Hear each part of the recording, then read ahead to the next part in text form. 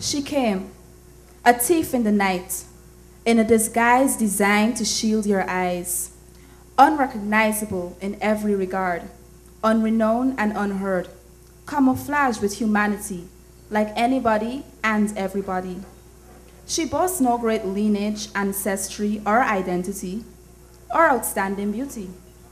Born in a third world country, faced with the struggle for basic necessities, clothed with mistakes and a fair share of stupidity.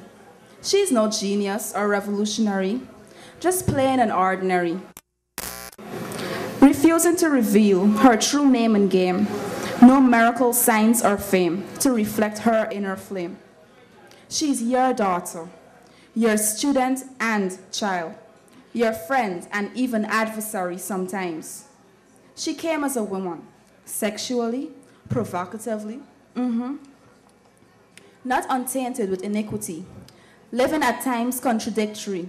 She came both silly and smart, stubborn, trying your heart, always at your mercy, dependent on your honesty, integrity, loyalty, and leniency.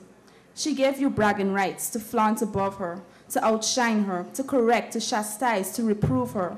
She made her blunders in the presence of all, to see how you treat her whenever she falls. In your hands, she felt both love and hate. At your mercy, she rode the roller coaster of reprobate states. How did you play when she dealt the card your way? Impatiently, deceitfully, did you resort to mockery and cruelty in the apparent face of victory? Was she used, abused, and bruised in your hands? Did you make her cry and believe your lies? Did you make her doubt after cursing her out? Whether she wasn't better off dead or even alone, to do away with the world and humanity as a whole. Had you understood the game, no doubt you'd have played differently. But her style is suddenly, her game, the truth. Who are you?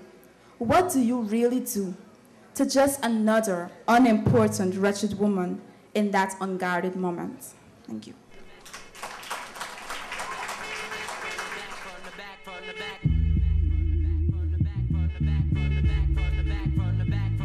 So this is called Unfaithful World. Don't laugh, I can't sing. So it goes. Suru on the mic, this is how I recite. It's an unfaithful world. Still the party's going on and on, yeah, yeah. And the guest who's knocking at your door, Big Glock 45 smiling like, ow. Please don't teach the youth them violence no more. The streets ain't secure, all police armed on patrol. Now the lad endures it his own before. See, they stuck it to Papa's head and told him, you want dead, get down on the floor. Yeah, they tore apart the house, the bed, poor old Dior. Searching for coke, guns, and matching ammo. But what's profound is a family that's poor. Foul aromas infected that which was pure. So, what's left after the future embraces death? Hello, hello, hello. An echo of emptiness, closed caskets, shell cases, and extra clips. 14-year-old immigrant with a rubber grip who says he has the power in his hand and control at a fingertip. See, Giggler is the name that he gets after leaving a man talking to the wind for 3 minutes in broad daylight. Shock made him hold airtight. Laughter back to the bunker to start the biddings. That's how these children are feeding these children, since their guardians are all victims of a slave-like system. oppressingly, seemingly existing.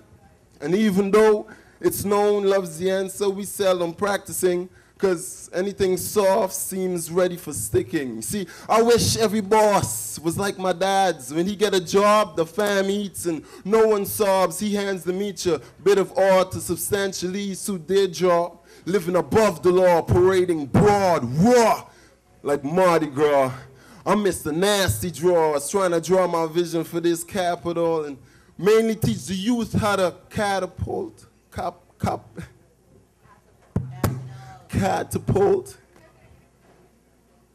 at this systematic societal cult. Like dealing with me and sharing the keys to my vault. See, love is one of them things that is teach but needs to be taught. Because it seems normal to reach only to pole vault.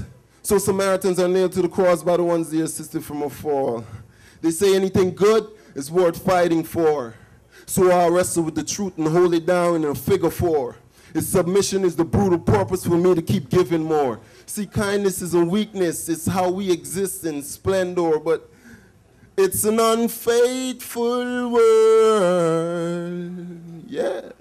Still the party's going on and on. Yeah, yeah.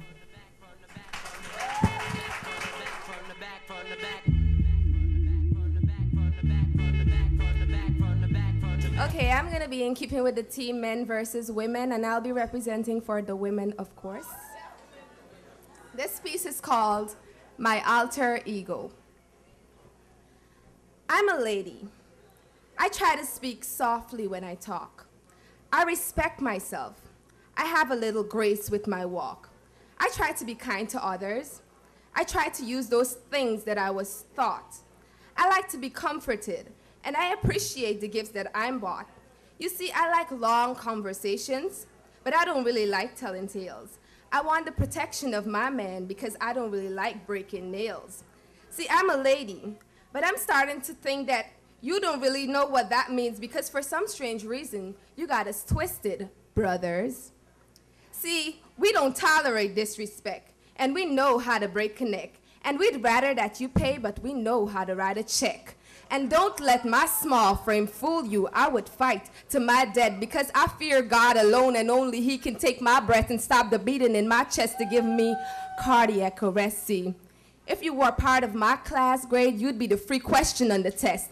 And I wouldn't have to study you. I could get it right if I took a guess, brother.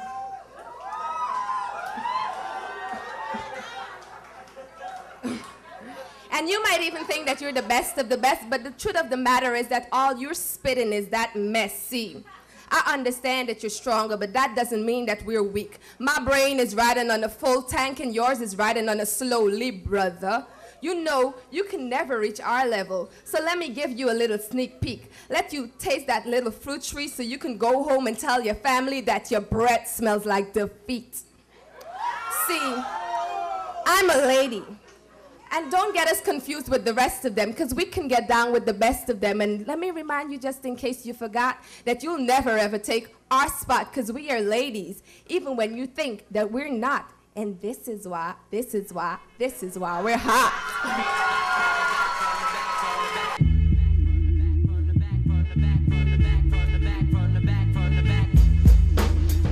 Men born straight, grown into women trying to scientifically vindicate themselves from this immorality, seeking to confuffle our minds with their X and Y imbalance idiocy, insinuating God deliberately made you with some deficiency.